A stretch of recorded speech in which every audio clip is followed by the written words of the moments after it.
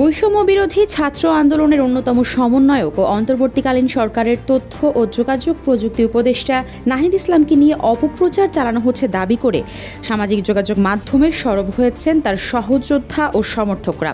ফেসবুকে we are Nahid hashtag দিয়ে নাহিদকে সমর্থন করছেন তারা। সম্প্রতি ন্যাশনাল ইনস্টিটিউট অব বায়োটেকনোলজির মহাপরিচালক পদের নিয়োগপত্রে উপদেষ্টা নাহিদ ইসলামের সুপারিশ সহ সই করা ছবি সামাজিক যোগাযোগ মাধ্যমে ছড়িয়ে পড়ে। নাহিদ ইসলাম এই বিষয়টিকে অসত্য এবং বিতর্কিত করার চেষ্টা করা হচ্ছে বলে মন্তব্য করেছেন। মঙ্গলবার রাতে তার ভেরিফাইড ফেসবুক পেজে বিষয়টি নিয়ে পোস্ট করে তিনি লিখেছেন, 15 অক্টোবরের নিয়োগ 22 অক্টোবরই বাতিল করা হয়েছে।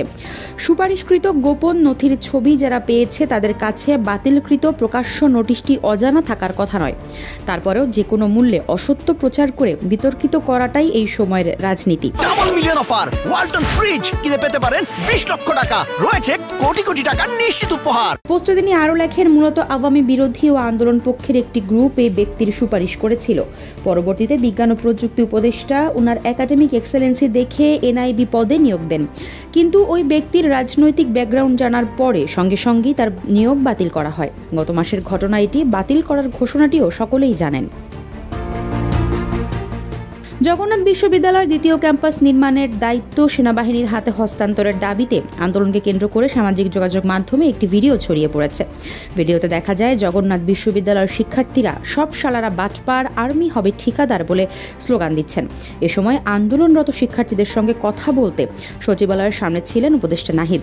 তবে শিক্ষার্থীরা জানান, এই স্লোগান জগন্নাথ বিশ্ববিদ্যালয়ের শিক্ষার্থীরা আন্দোলন শুরু হওয়ার পর থেকেই দিয়ে আসছিলেন। মূলত জগন্নাথ বিশ্ববিদ্যালয় প্রশাসনকে উদ্দেশ্য করে এই স্লোগান দেওয়া হয়েছে, নাহিদ ইসলামকে উদ্দেশ্য করে নয়। নাহিদ ইসলামের নামে এসব অপপ্রচারের বিরুদ্ধে সরব হয়েছেন জুলাই আগস্টে আন্দোলনে তার সহযোদ্ধা ও সমর্থকরা। লাল ব্যাকগ্রাউন্ডের উপর হ্যাশট্যাগ উই আর নাহিদ লিখে নাহিদ ইসলামের পাশে দাঁড়ানোর বার্তা দিচ্ছেন বৈষম্য বিরোধী ছাত্র আন্দোলনের সমন্বয়ক, বিভিন্ন দলের নেতাকর্মী সহ নেটিজেনরা। হাসনাত আবদুল্লাহ, সার্জিস আলম, রিফাত রশিদ, মোহাম্মদ আবু বাকের মজুমদার, আব্দুল কাদের সহ বৈষম্য বিরোধী ছাত্র আন্দোলনের বেশ কয়েকজন সমন্বয়ক এই হ্যাশট্যাগ ব্যবহার করে ফেসবুকে পোস্ট করেছেন। নিজের ফেসবুক আইডিতে নাহিদ ইসলামকে নির্যাতনের পুরনো ছবি শেয়ার করে হাসনাত আবদুল্লাহ লিখেছেন, হাসিনা শাসনের পুনর্বাসনকে সমর্থন করলে শেষ পর্যন্ত একই বিধ্বংসী পরিণতি ঘটবে। ফ্যাসিস্ট বিরোধী বাংলাদেশি হচ্ছে নাহিদ।